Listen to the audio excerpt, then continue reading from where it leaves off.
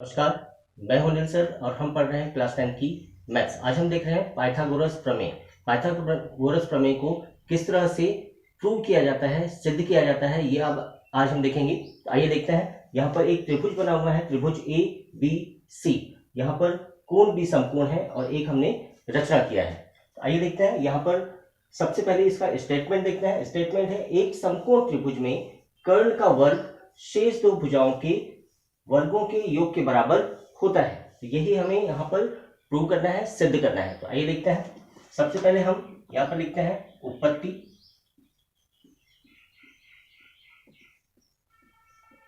उत्पत्ति में हमारे पास दिया है त्रिभुज ए बी सी। त्रिभुज ए बी सी में कोण बी समकोण है, अर्थात 90 अंश का है। हमें सिद्ध करना है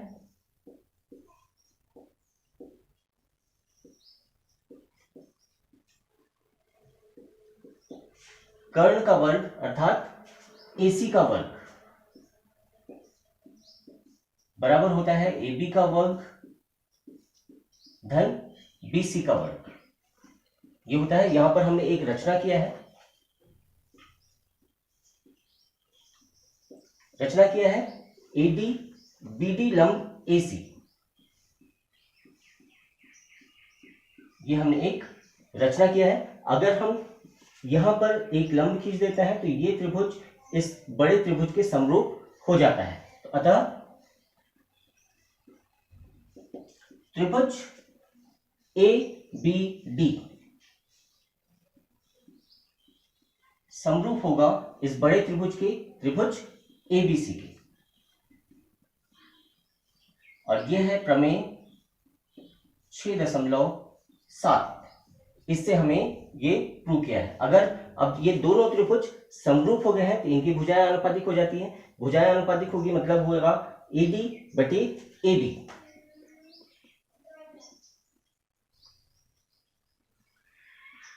बराबर होगा AB बटे AC।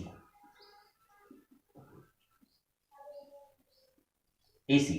अब यहां पर इनका हम पक्षांतर करते हैं। अगर पक्षांतर करते हैं तो ये इस तरफ आ जाएगा, AD गुणित AC बराबर हो जाएगा AB गुणित AB, अर्थात AB का वर्ग। ये मान लेंगे समीकरण 1। समीकरण 1 मान लिया है। और फिर से हम देखते हैं इस त्रिभुज में और इस बड़े त्रिभुज में।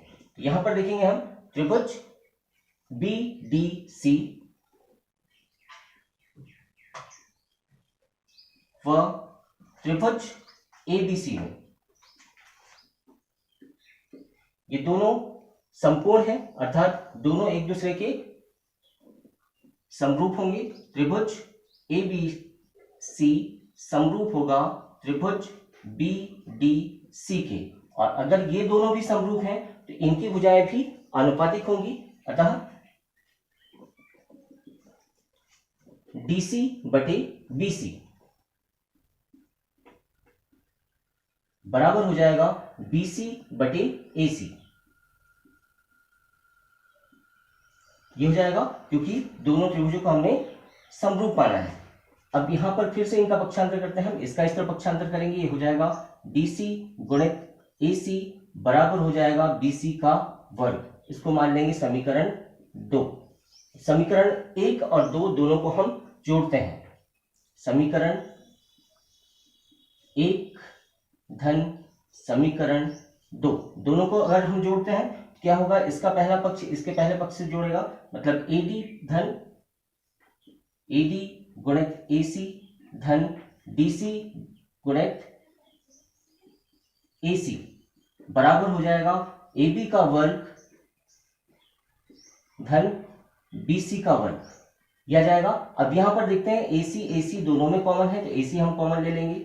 AC अगर कॉमन ले लेते हैं हमारे पास तो यहां बच जाएगा AD धन, यहां पर DC है, AD धन DC बराबर हो जाएगा AB का वर्ग धन BC का वर्ग। यह आ जाएगा। अब यहां पर देखते हैं फिर से हम AD धन DC, यह आ जाएगा AC। इस तरह से हो जाएगा AC गुणित AC बराबर AB का वर्ग धन BC का वर्ग, और AC AC का गुणा हो जाएगा, AC का वर्ग बराबर AB का वर्ग धन BC का वर्ग। और यही हमें सिद्ध करना था कि कर्ण का वर्ग बराबर होता है लंब का वर्ग धन आधार का वर्ग। इस तरह से हमारा पाइथागोरस प्रमेय पूर्ण हो गया है। अच्छी तरह से हमने इसे समझ लिया है। अब हम देखते हैं इसका विलोम। अब हम देखते हैं पाइथागोरस प्रमेय का विलोम। यदि किसी त्रिभुज की एक भुजा का वर्ग अन्य दो भुजाओं के वर्गों के योग के बराबर हो तो पहली भुजा का सम्मुख कोण समकोण होता है। तो यहाँ पर अगर यहाँ पर कर्ण का वर्ग बराबर लंब का वर्ग धन आधार का वर्ग हो तो इस भुजा का सम्मुख कोण समकोण होता है। यह हमें सिद्ध करना है, मतलब पाइथागोरस प्रमेय का विलोम सिद्ध करना है हमें। तो यहाँ पर देखते हैं हम, हमारे पास सीधे उत्पत्ति करते हैं। उत्पत्ति यहाँ पर हमारे पास दिया है एक भुजा का वर्ग, मतलब AC का ये दिया है हमारे पास, AC का वर्ग बराबर AB का वर्ग धन BC का वर्ग। ये हमारे पास दिया हुआ है। सिद्ध करना है हमें,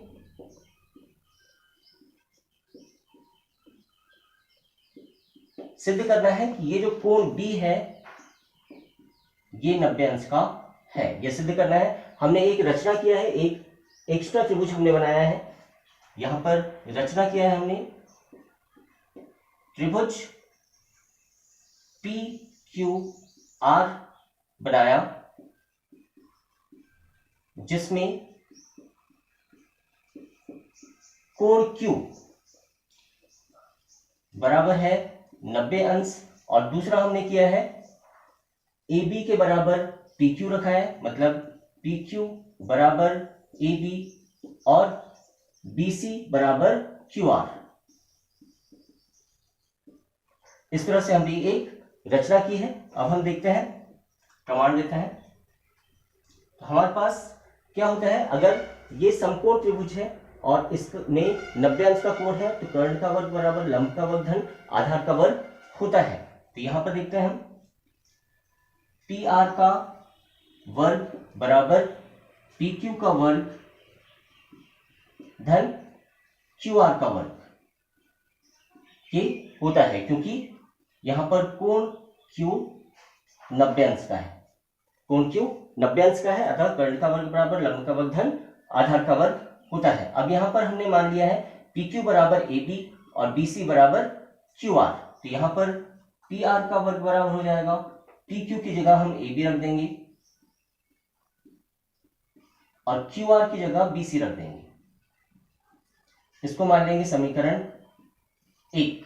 फिर से हम देखते हैं, हमारे पास दिया हुआ है AC का वर्ग बराबर AB का वर्ग धन BC का वर्ग।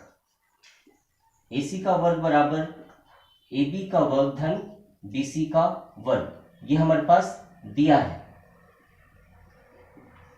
और इसको मान लेंगे समीकरण 2। अब समीकरण 1 और 2 से हम देखते हैं। समीकरण 1 और 2 से AB का वर्ग BC का वर्ग, AB का वर्ग BC का वर्ग, अगर ये राइट हैंड साइड बराबर है तो लेफ्ट हैंड साइड अपने आप बराबर हो जाते हैं। अतः AC बराबर PR, AC बराबर PR कर लिया है हमने। अब फिर से देखते हैं हम पुनः। अब हमने देखा है PQ बराबर AB, मतलब AB बराबर PQ, BC बराबर QR, और तीसरा देखा है AC बराबर PR। अगर किसी त्रिभुज की तीनों भुजाएं अन्य किसी त्रिभुज के तीनों भुजाओं के बराबर हो तो ये समरूप होते हैं, सर्वांग सम होते हैं। सर्वांग सम होते हैं तो ये क्या हो जाएगा, त्रिभुज ABC सर्वांग सम हो जाएगा त्रिभुज PQR के। और ये किससे हुआ, भुजा भुजा भुजा प्रमेय से। दोनों सर्वांग सम हो जाएंगे। अगर दोनों सर्वांग सम होते हैं तो इसके आपस के कोण भी बराबर हो जाएंगे। अतः कोण B बराबर कोण Q, और कोण Q हमने माना है 90 अंश का। कोण Q हमें पहले माना है 90 अंश का, यहां रेफरेंस दे देंगे, कोण Q बराबर 90 अंश, और यही हमें सिद्ध करना था। इस तरह से दोनों बहुत इंपॉर्टेंट प्रमेय हमने सिद्ध किया है जो बार बार एग्जाम में पूछा जाता है। अगर वीडियो पसंद आया है तो प्लीज शेयर करें, लाइक करें, सब्सक्राइब करें। धन्यवाद।